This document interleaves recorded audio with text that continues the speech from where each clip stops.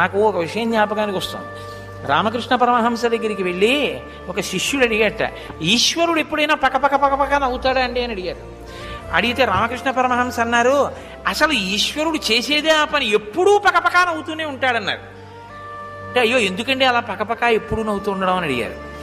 అడిగితే టేపు పట్టుకుని భూమిని కొలతలు వేసుకుని నాదిని రిజిస్ట్రేషన్ చేయించుకున్న వాళ్ళు చాలామంది నా దగ్గరికి వచ్చేసారు, మళ్ళీ ఇవాళ ఎంతమంది బయలుదేరి కొలత వేసుకుంటున్నారు అని నవ్వుతుంటాడు రా ఈశ్వరుడు అన్నాడు.